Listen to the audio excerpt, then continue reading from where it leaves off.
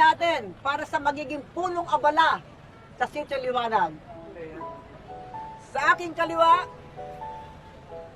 isang mabuting ama, ulirang ama ng 2 anak niya, hindi na nag-asawa, at masarap magluto. Yes. Pinakain niya ang buong Sitio Liwanag ng masasarap na ulam na niluluto niya. Walang iba kundi si Apolinario Alhambra.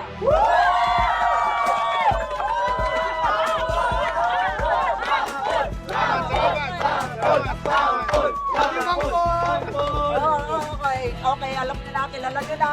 At ngayon naman, sa aking kanan, si Dolor.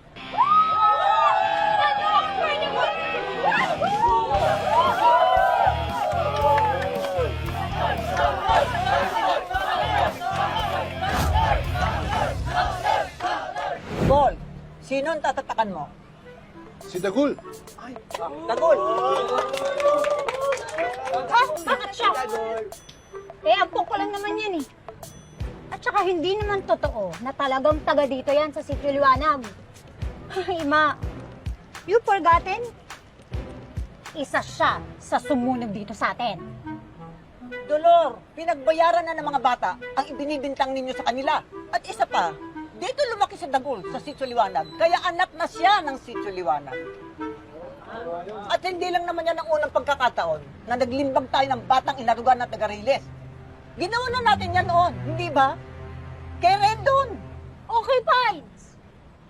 Pero wala pa rin panama yung pinili nyo sa tatatakan ko. Si Jules. Huh. Huh.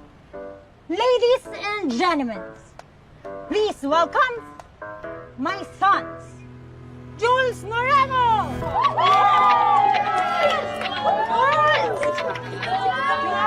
Wala kang tatatakan, Aling Dolor! Pili na si Mama! Oy! Oy! Pakinig! Pakinig kayo, oy! Jules! Tahimik!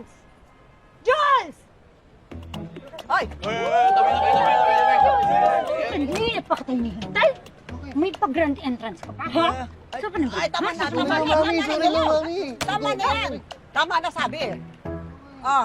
Ngayon, ang pagsumok na ito ay para magkaroon tayo ng ideya kung sino ang karapat-dapat na maging punong abala.